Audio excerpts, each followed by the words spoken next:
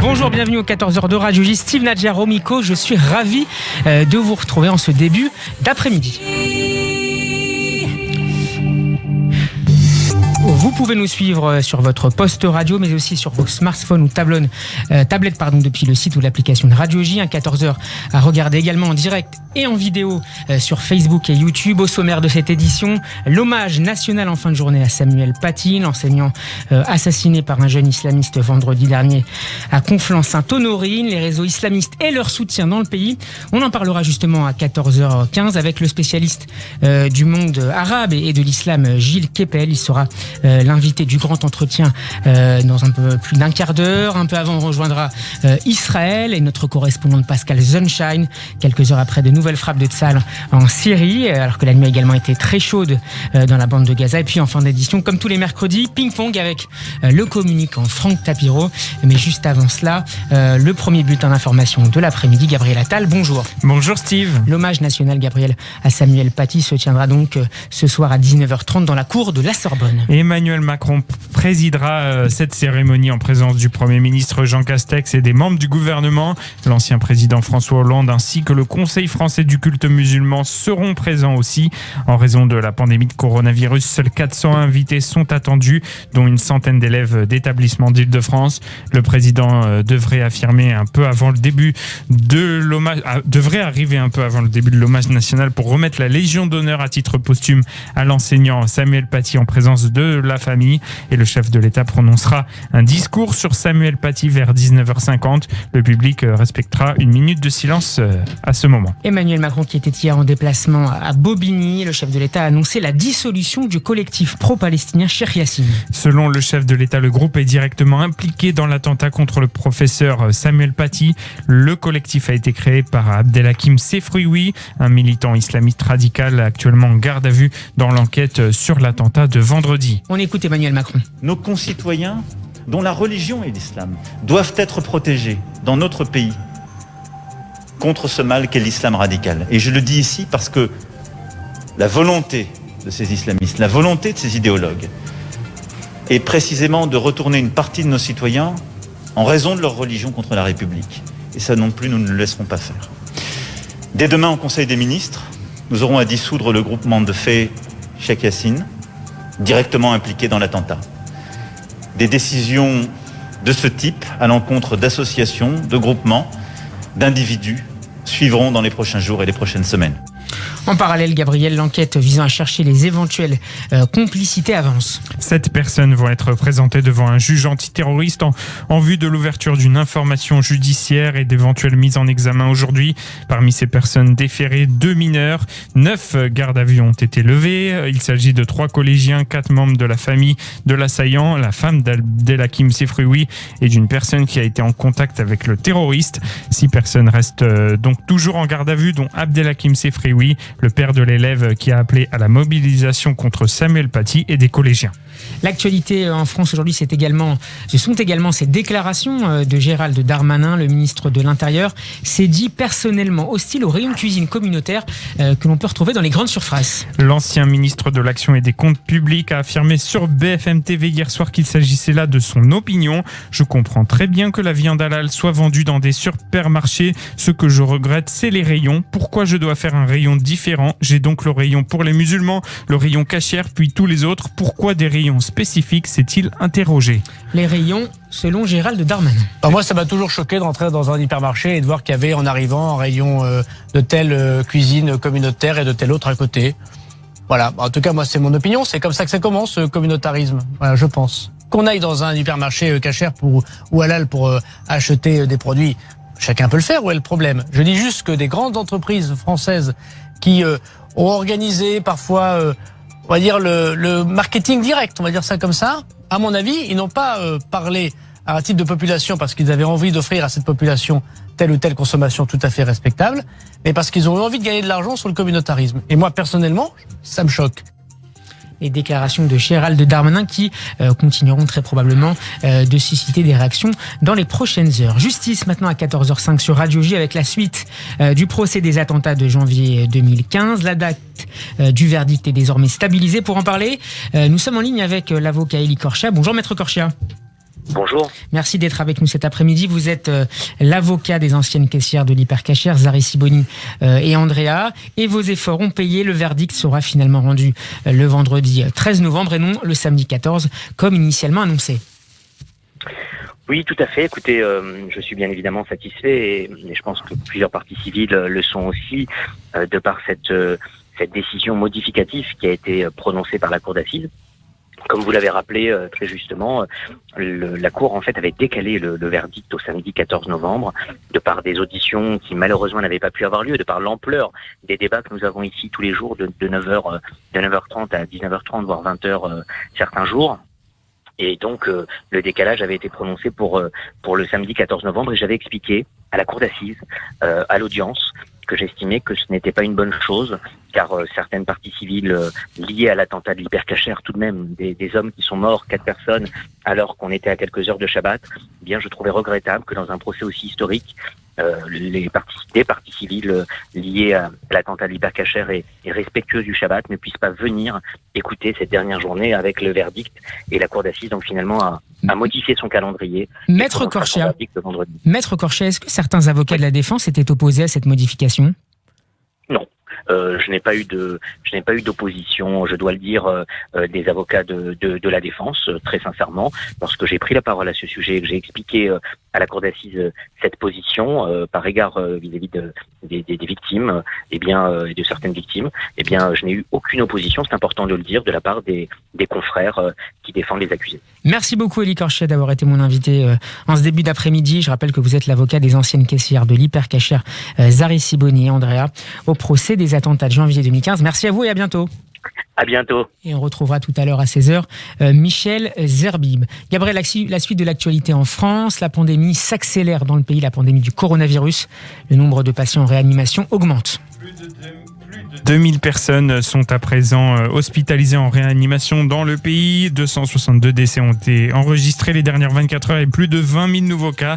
En Ile-de-France, les chiffres montent très vite, trop vite. C'est inquiété le directeur de l'agence régionale de santé.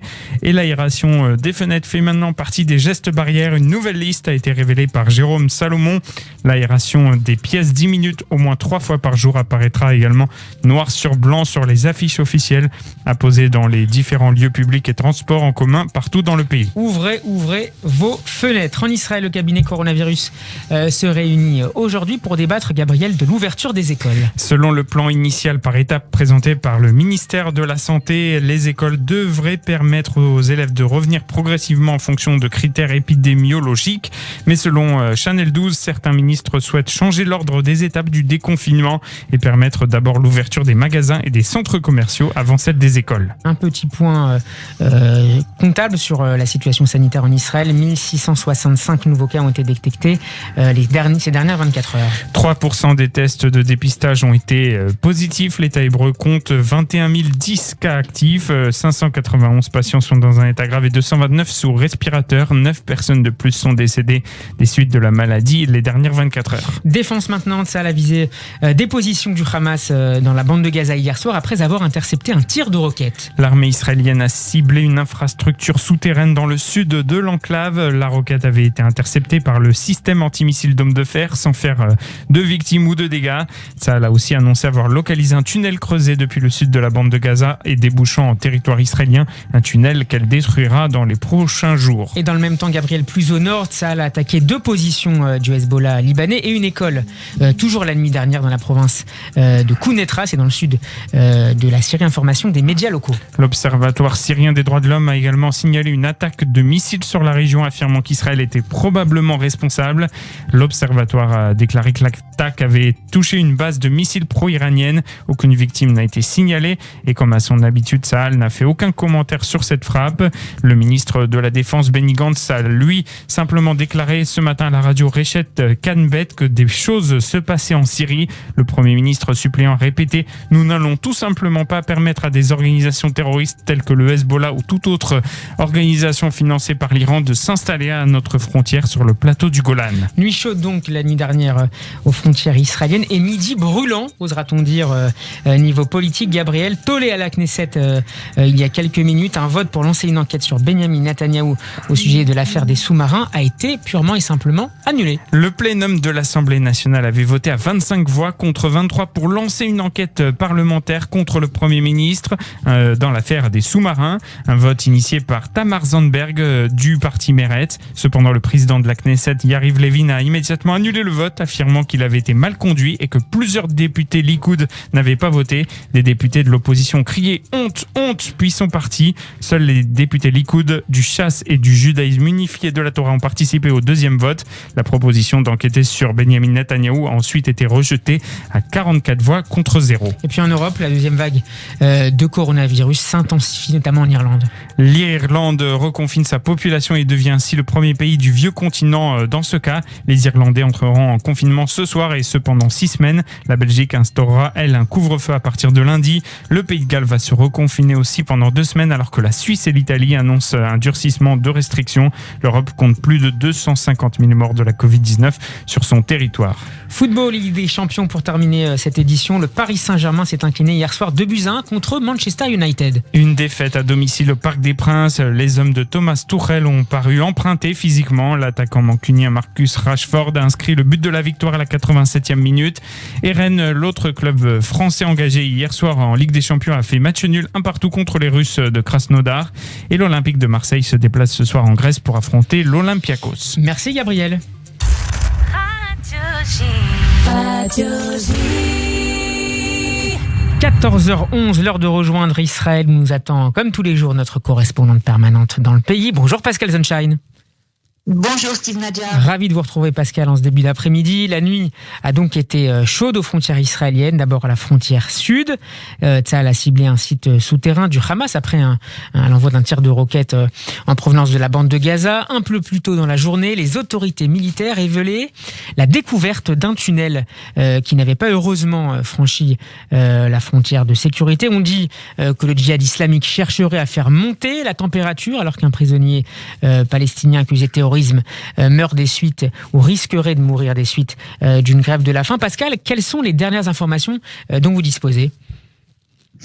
La situation est effectivement telle que vous l'avez décrite, Steve. On sait que la menace des tunnels terroristes du Hamas reste toujours présente, même si elle est effectivement moins prégnante depuis l'énorme travail d'infrastructure qui a été mis en place en fait depuis la guerre de l'été 2014, de l'opération Bordure Protectrice, c'est-à-dire la décision de construire une sorte de muraille souterraine en territoire israélien, le long de la frontière avec la bande de Gaza, justement pour contrer la menace des tunnels terroristes.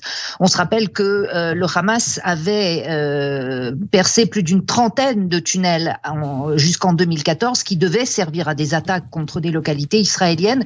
Donc cette menace tactique du Hamas est, semble-t-il, contenue, même si pour le mouvement islamiste palestinien, la découverte d'un nouveau tunnel est évidemment un revers. Alors du point de vue d'Israël, cela veut dire que le dispositif fonctionne, mais cela veut dire aussi qu'il va falloir déplacer la vigilance, car probablement le Hamas essaiera de trouver d'autres manières d'attaquer Israël. Plus au nord, Pascal, un missile attribué à Israël a visé des positions dans le Golan. Des choses se passent, a déclaré tout à l'heure à ce sujet le ministre de la Défense et Premier ministre suppléant Benny Gantz. La frappe aurait visé des positions pro-iraniennes. La guerre entre les guerres continue donc, Pascal. Absolument, et là non plus rien de fondamentalement nouveau, c'est-à-dire que l'Iran continue à chercher à renforcer ses positions au plus près de la frontière israélienne, notamment sur le versant syrien du Golan, et qu'Israël, bien évidemment, essaye à chaque fois de contrer ces progressions, qu'il s'agisse de l'installation de bases de milices pro-iraniennes ou du Hezbollah libanais, ou le développement d'unités de production de missiles de précision destinés destinées soit à être effectivement tirées contre Israël depuis la Syrie, soit à être acheminées vers le Liban. C'est là encore comme vous l'avez rappelé, une campagne entre les guerres qui dure maintenant depuis à peu près 5 ans et pour laquelle évidemment Israël tient absolument à conserver la main. Merci beaucoup Pascal Zunchen, qu'on retrouvera demain pour un nouveau direct de Jérusalem. À demain Pascal. Bon après-midi.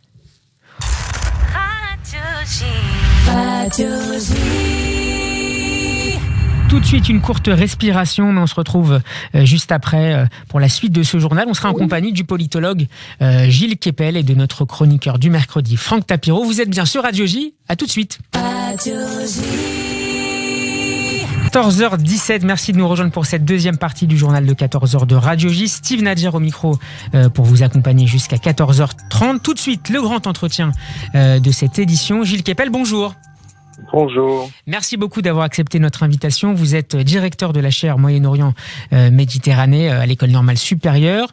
Gilles Kepel, l'émoi qui a saisi l'opinion publique après l'assassinat islamiste de l'enseignant Samuel Paty vendredi dernier est-il plutôt comparable, selon vous, à ce que nous avions vécu collectivement en janvier 2015, ou est-ce que vous y voyez des disparités? Autrement dit, est-ce que le front républicain est toujours une réalité face à la menace islamiste et non plus seulement djihadiste?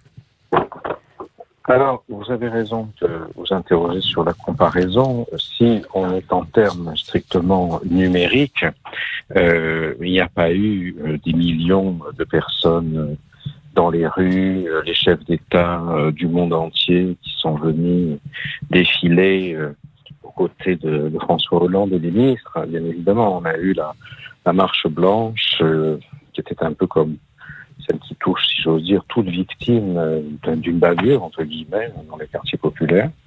Et il y aura tout à l'heure l'hommage à la Sorbonne rendu par le président de la République, dont l'accès est extrêmement restreint et limité. En raison de la Covid-19. Entre autres, oui. Mais c'est parce que je crois aussi il y a autre chose.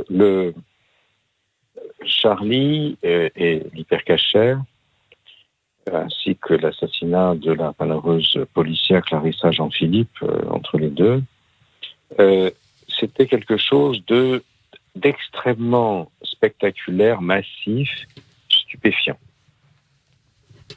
C'était un attentat qu'on découvre ex post, dont on va ensuite rechercher les causes. Et, qui était planifié de longue date à l'étranger. Voilà, mais sans qu'on le sache. Alors que là, il y a eu une opération complètement inédite par rapport aux attentats islamistes précédents, c'est que il est d'une certaine façon parti tout seul, comme un feu qui se déclenche inopinément sur des broussailles sèches, puisque on a vu tout le processus.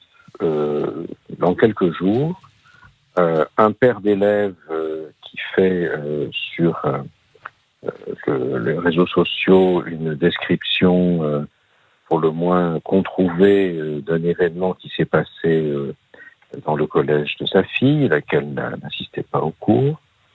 Après, il a le soutien d'un agitateur islamiste très, très connu, qui a accès à des réseaux plus larges. C'est relayé par le site d'une mosquée ayant un pignon sur rue à Pantin. Et dont on va reparler.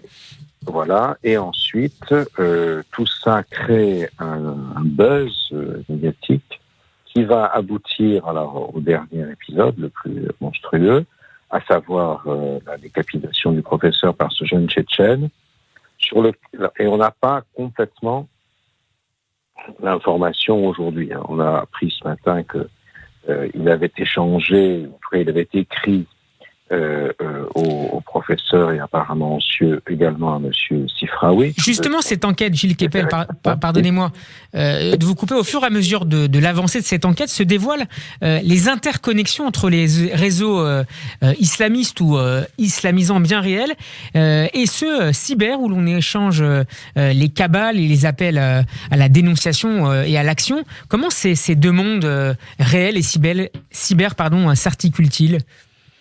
Alors ça, c'est justement un cas d'étude très très important parce que le lien qu'on a à travers le cybermonde, à travers les réseaux sociaux, vient renforcer les actions réelles et les traduire et les amplifier. Par exemple, monsieur Sifraoui et monsieur le père de l'élève se rencontrent physiquement et vont voir la principale pour la mettre en demeure d'expulser le professeur et le traiter de voyou. Ensuite, ils s'en vantent, mais ils s'en vantent en se filmant avec leur téléphone et le mettent sur les réseaux sociaux. Et donc, on voit comment l'un et l'autre sont des réseaux qui se complètent. Et c'est pourquoi quand on dit qu'un djihadiste s'auto-radicalise tout seul sur le web, c'est généralement pas vrai. Il y a une partie web, il y a aussi l'appartenance à un groupe de solidarité, une émulation qui va amener le passage à l'acte. Alors là, ce qu'on ne sait pas, c'est encore, mais je pense qu'on va le savoir, c'est si l'individu en question, le Tchétchène, connaissait les personnages qui ont déclenché l'alerte, comment ils ont été mis en contact, qu'est-ce qui lui a donné l'idée de venir.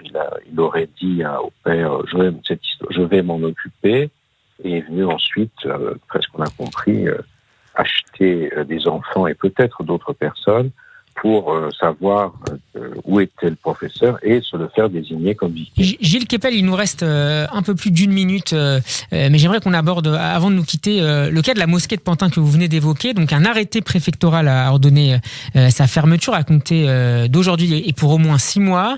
L'arrêté préfectoral précise que ce lieu de culte entretient des liens avec le salafisme et met en avant notamment le rôle de l'imam Ibrahim Doucouré, qui est le responsable de cette mosquée. Quelle est l'histoire ? Alors évidemment, on pourrait en parler, j'imagine, pendant de longues minutes, mais brièvement, quelle est l'histoire et l'influence de cette mosquée de Pantin dans le paysage islamiste de l'Île-de-France ? Alors, l'imam n'est pas le responsable, c'est lui qui fait les sermons. Il a été formé dans l'institut salafiste le plus radical qu'on connaisse aujourd'hui, celui de Dammaj, au Yémen du Nord, qui n'existe plus puisqu'il a été détruit par les Houthis, qui avait été fondé par un salafiste yéménite qui s'appelle Moukbil El-Wada'i, et il est notamment connu pour, pas l'imam, mais les gens qui sont sortis de ce centre, pour avoir fait des menaces notamment contre les orientalistes français, moi-même et d'autres, nous sommes régulièrement traînés dans la boue et menacés par celui-ci. Est-ce qu'il vous a obligé à vivre sous protection policière pendant plusieurs années ? Voilà. Mais le responsable, Mohamed Hennish, lui n'est pas de cette tendance-là. C'est quelqu'un qui a fondé, lui, de nationalité algérienne. Il a fondé l'Union des associations musulmanes 93, qui était un lobby électoral destiné à faire en sorte que les maires tiennent compte de votes musulmans que l'UAM désirait apporter ou soustraire, de manière à faire droit à leurs revendications de type cultuel et de type communautaire. Et alors, je l'ai connu il y a assez bien quand j'ai travaillé sur Clichy-Montfermeil en 2010 et vu comment il fonctionnait. Alors, c'est quelqu'un qui est quand même, je pense, de sensibilité, de culture. Hein. Son père était un officier de gendarmerie algérien, assez lié à son pays d'origine. Et on a là une articulation assez étonnante entre une mairie qui a soutenu le projet de grande mosquée, cette personne qui a créé ces gros réseaux associatifs lobby, un imam salafiste, et puis le fait d'avoir relayé la vidéo. Alors, M. Henny s'est défendu en disant que il n'avait pas fait attention, de toute façon, elle était déjà virale, et que sur la caricature, il n'avait rien à dire, mais qu'en revanche, c'était pas bien du tout qu'il avait, pardon, c'était Merci. Mais qu'en revanche, pardon, je laisse-moi terminer, c'est important. Je vous en prie.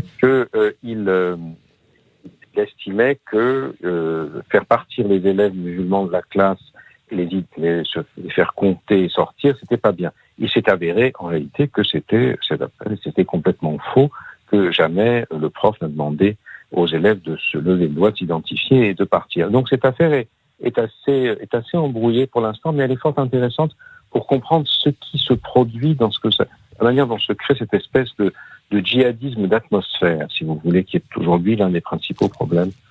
Djihadisme d'atmosphère. Merci beaucoup Gilles Kepel d'avoir été mon invité dans ce 14h de Radio J. C'était une nouvelle fois un grand plaisir d'échanger et de vous écouter. Je rappelle le titre de votre dernier livre, Sortir du chaos, une fresque passionnante sur l'histoire récente du Moyen-Orient, paru chez Gallimard. Bel après-midi et à bientôt sur Radio J. Merci. Radio J. 14h27, on rejoint tout de suite, comme tous les mercredis, Franck Tapiro. Bonjour Franck. Bonjour Steve, comment ça va ? Ça va très bien, je suis ravi de vous retrouver pour ce nouveau ping-pong.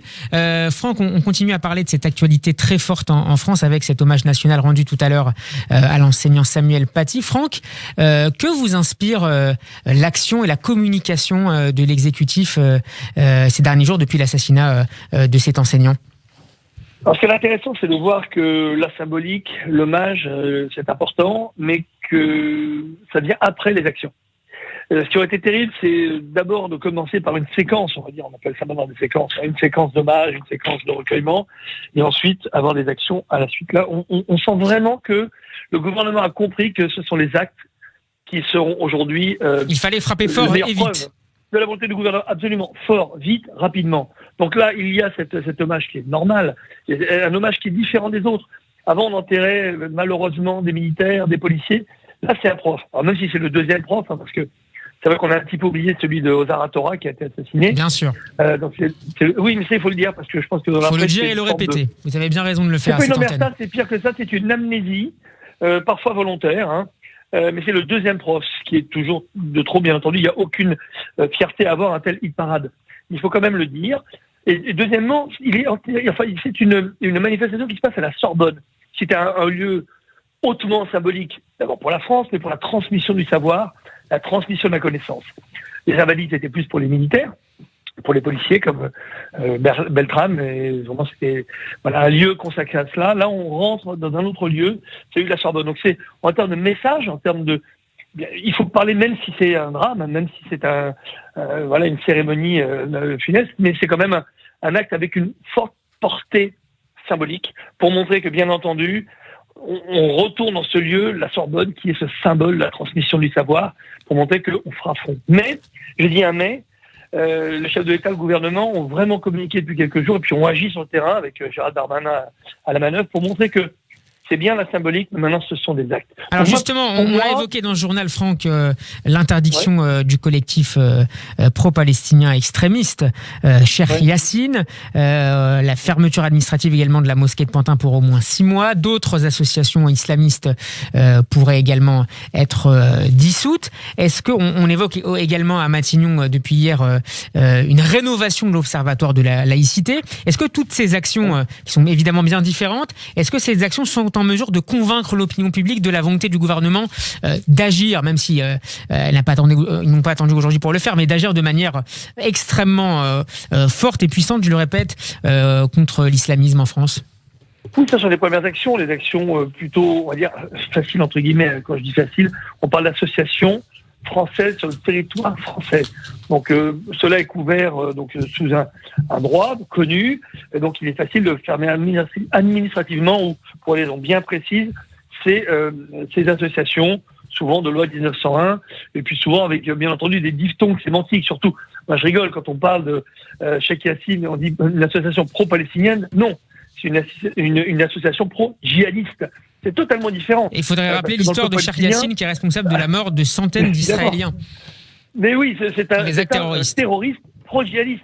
Donc, encore une fois, j'estime que le peuple palestinien doit avoir d'autres représentants que des pro-djihadistes, qu'ils soient de n'importe quelle mouvance. Donc, bien entendu, c'était urgent que de telles associations soient fermées, mais bien entendu, on attend d'aller maintenant plus loin. C'est quoi? Les associations, il y a un cadre juridique. Mais il y a plein de gens qui sont en dehors du cadre juridique, qui sont armés, qui sont dans certains quartiers dits populaires. Ce mot d'ailleurs, on se pince le nez, on a dit banlieue avec quartiers populaires, qu'est-ce qu'on va dire demain?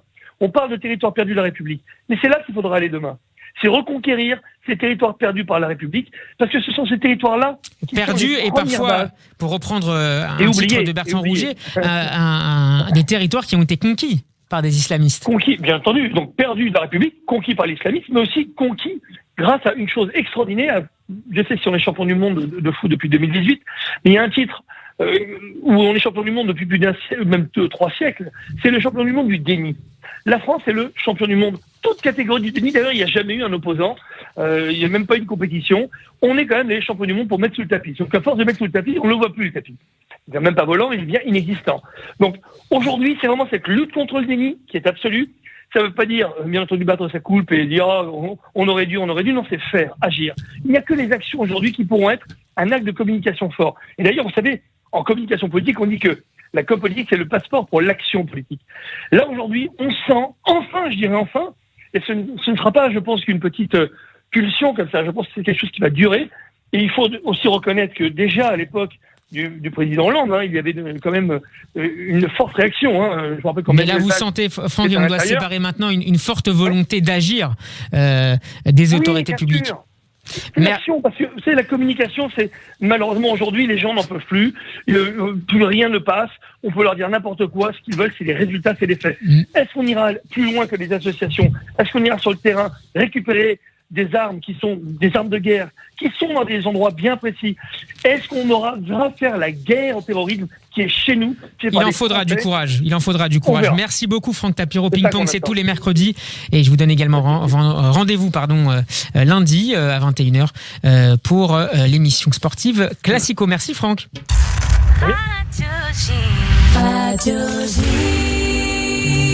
Voilà, c'est la fin de ce 14h un peu plus long que d'ordinaire. Je remercie d'ailleurs Hélène Schumann de sa patience. Bonjour Hélène. Bonjour cher Steve. C'est vous qui prenez le relais maintenant jusqu'à 16h30. Bel après-midi à tous nos auditeurs. À demain. Portez-vous bien. À demain Steve. À demain.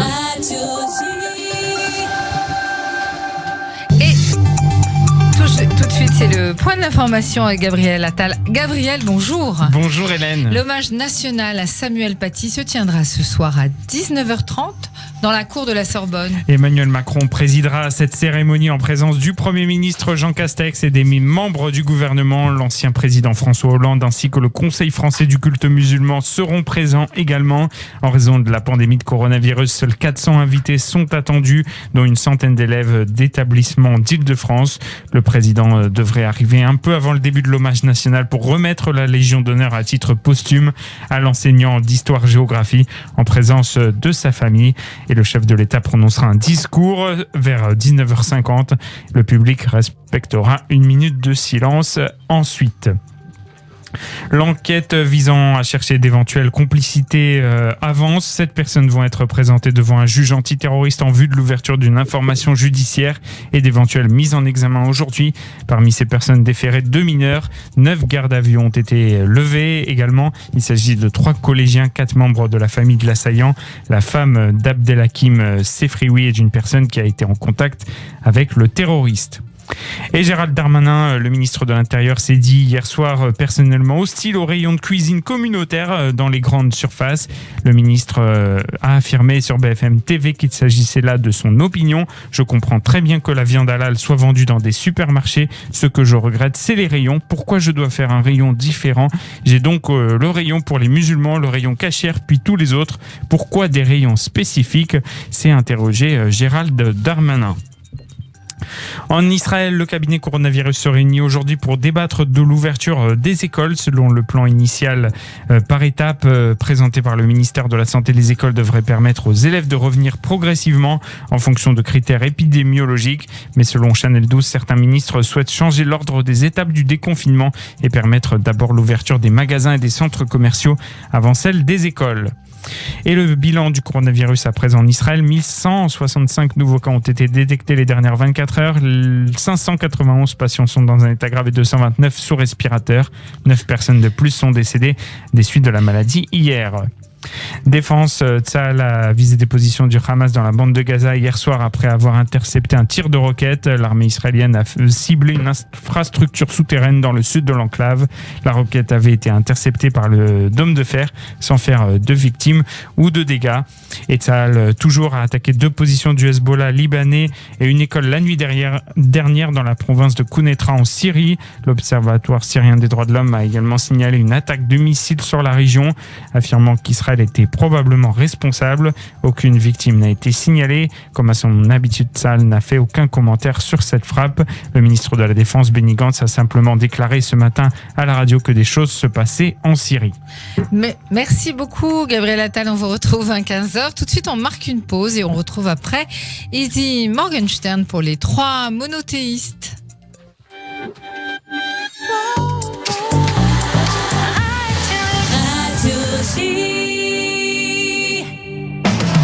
Ce dimanche, l'invité du Forum Radio J, animé par Frédéric Aziza, recevra Marlène Schiappa, ministre en charge de la citoyenneté. Quand son père, célèbre chef étoilé, est incarcéré, Eva ne sait pas encore que sa vie va être bouleversée. L'épreuve de la prison va-t-elle libérer les secrets de famille? Eva découvrira-t-elle le passé de son père?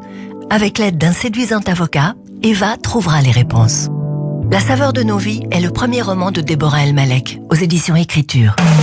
Tony Saint-Laurent. J'ai acheté une machine à laver à Darty et le vendeur il m'a dit on va vous la livrer demain entre 8h du matin et 21h30 le soir. Retrouvez Tony Saint-Laurent dans son one-man show inclassable. Je dis pourquoi? Il me dit vous n'êtes pas tout seul monsieur. Et il m'a demandé mon adresse. Je dis j'habite entre le 4 et le 258 de la rue de Rivoli. Vous n'êtes pas tout seul monsieur. Le seul spectacle qui garantit un rire toutes les 10 secondes. Tony Saint-Laurent au Grand Point Virgule. Tous les vendredis et samedis à 19h et dimanche à 17h. Réservation legrandpointvirgule.com, fnac.com et billetterieréduc.com. Je m'appelle Tony Saint-Laurent. Merci beaucoup à vous. Tony Saint-Laurent au Grand Point Virgule. Radio J.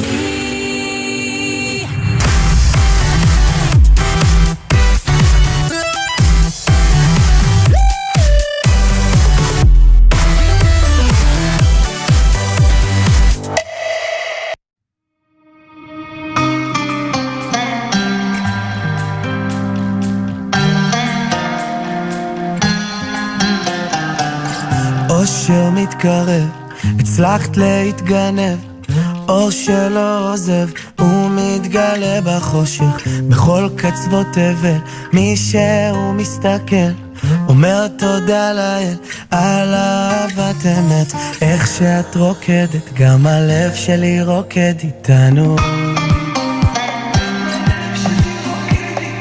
מים רבים לא יכבו את האש שלנו.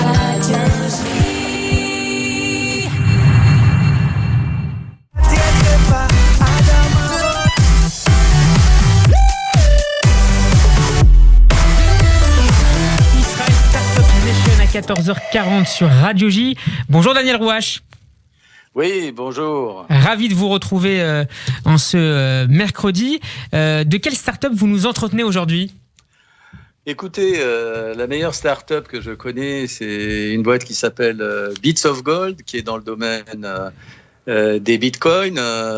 Vous savez très bien que beaucoup d'entreprises dans le monde entier ont fermé leurs portes et d'autres qui sont en train d'émerger et plus qu'émerger, de profiter malgré de la crise le contexte internationale. troublé lié au coronavirus.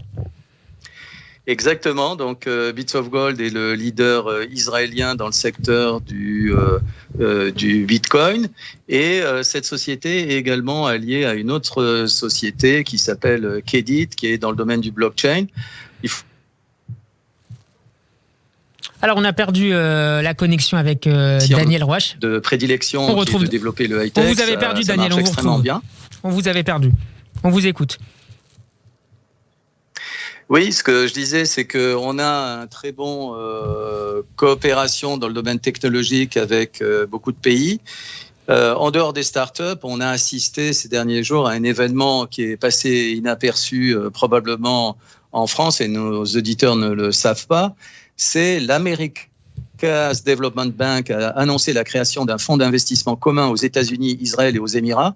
C'est un élément très important puisque derrière ça, on a le high-tech israélien. C'est un fonds qui aura le statut de bureau de coopération économique régionale. Il va démarrer avec un capital de 3 milliards de dollars. Donc, vous pouvez très bien imaginer que les États-Unis, Israël et les Émirats vont développer des technologies communes, des points de développement. Ce que je sais de manière très très pertinente, c'est que très précise, c'est que le leader de cette opération, c'est Adam Seth-Bohler, qui est un homme d'affaires et fonctionnaire américain.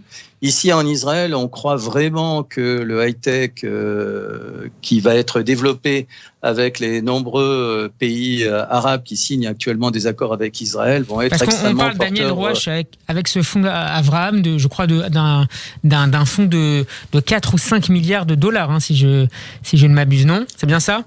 Alors là, les premiers temps qui sont, en tous les cas, ce qui a été annoncé par Adam Bohler, c'est un fonds c'est 3 milliards de dollars qui seront consacrés à des projets économiques qui sont destinés à renforcer la paix dans la région. Moi-même, j'avais été contacté récemment par des Saoudiens. Je les ai rencontrés à Paris.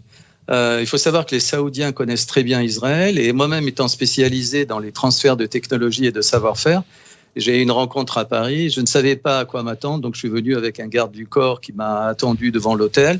Je suis rentré à l'intérieur, j'ai rencontré quelqu'un qui est très proche des décideurs saoudiens et l'histoire qu'il m'a racontée est assez extraordinaire. Il me dit, écoutez, on est très très intéressé pour acquérir des technologies et des savoir-faire israéliens. Ça, c'était une évidence pour beaucoup de gens, mais quand on voit la manière dont les choses peuvent être opérées, c'est très impressionnant parce que mon interlocuteur avait une connaissance exceptionnelle, mais je dirais exceptionnelle, de tous les mécanismes d'achat et de vente de technologies et de savoir-faire. Vous en avez été surpris, Daniel ? Oui et non, parce que quand il m'a dit où il a été formé aux États-Unis, dans quelle université, j'ai très vite compris. Il a été formé dans l'une des grandes universités de la côte ouest américaine. Il a vécu ensuite en Arabie Saoudite. Mais ce qui m'a surpris, mais vraiment surpris, c'était la capacité, la volonté opérationnelle de passer sur quelque chose de réel. On a un petit problème de connexion avec Daniel. Daniel Rouache, est-ce que vous m'entendez ? Les Émirats et les pays arabes qui veulent travailler avec Israël. Très bien. Tant mieux, on a quelques petits problèmes de friture sur la ligne, si vous me permettez l'expression. Mais normalement, ça devrait être bon. Là. On vous écoute, on vous entend parfaitement. Voilà, ce que je vous disais, c'est que j'ai assisté à des événements, par exemple avec le DLD, dans lequel il y avait des Arabes israéliens qui étaient présents, il y avait également des Palestiniens et des Israéliens. Mais à chaque fois, on nous a demandé d'être extrêmement scrupuleux sur la confidentialité, on ne pouvait rien écrire, on ne pouvait rien enregistrer, on ne pouvait pas prendre de photos, tout était pratiquement visible mais clandestin.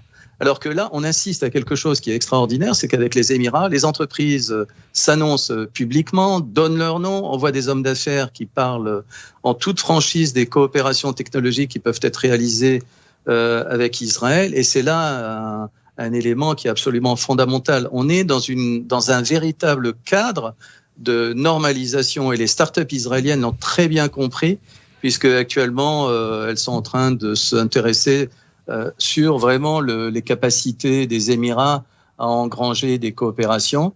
Et Daniel, les Émirats sont très ouverts. Sur les Émirats, justement, ce fonds, Abraham, concerne les relations entre Israël et Abu Dhabi. En cas de signature d'un accord de normalisation, voire de paix entre l'État hébreu et l'Arabie saoudite, vous évoquiez tout à l'heure un contact avec un responsable saoudien. Est-ce qu'on peut imaginer qu'un autre fonds soit mis en place, doté encore de plusieurs milliards de dollars ? Écoutez, en public, à la radio, on ne peut pas dire tout. Ce qui existe actuellement, c'est très simple. Il existe déjà des opérations qui ont été réalisées entre les Saoudiens et les Israéliens. Les Saoudiens ont, ici en Israël, des accords avec des grands cabinets d'affaires, des cabinets d'avocats, qui sont leurs représentants. Donc les choses passent par des intermédiaires, mais la réalité est là. il y a une véritable coopération. Mais cette coopération, jusqu'à présent, avec l'Arabie Saoudite est clandestine. On ne peut pas l'annoncer publiquement. Mais le jour où il y aura une signature d'un accord public entre gouvernements, vous verrez, vous serez extrêmement surpris de voir la multitude d'entreprises israéliennes qui ont déjà engrangé des signatures, qui ont déjà engrangé des coopérations. Et c'est une banalité, mais on le sait ici en Israël, beaucoup d'Israéliens ont la double, voire triple nationalité. Donc lorsqu'ils rencontrent des Saoudiens, ils n'ont pas obligatoirement un passeport israélien dans leurs mains, mais ils ont un passeport venant d'Europe, des États-Unis ou d'ailleurs. Donc on est déjà dans une phase de concrétisation d'accords. Il nous manque plus maintenant que l'officialisation politique pour que tout puisse sortir. L'Arabie Saoudite est un pays qui représente pour les Israéliens un potentiel absolument énorme. La technologie et le savoir-faire israélien est parfaitement adapté aux conditions de l'Arabie Saoudite. Les Israéliens sont excellents dans le domaine dans tous les domaines d'irrigation, dans le domaine de la santé, dans le domaine du cyber. Donc tous ces éléments-là font que la coopération va aboutir naturellement. Et c'est pas une fausse naïveté, c'est une réalité qui est en train de se construire entre start-up israéliennes et partenaires venant d'Arabie Saoudite, des Émirats et d'ailleurs. Et vous nous raconterez sur Radio J cette histoire qui est en train de s'écrire entre Israël et les États du Golfe. Merci beaucoup Daniel Rouache. Israël Startup Nation, c'est fini pour aujourd'hui, mais on se retrouve avec grand plaisir mercredi prochain. Bonne semaine Daniel.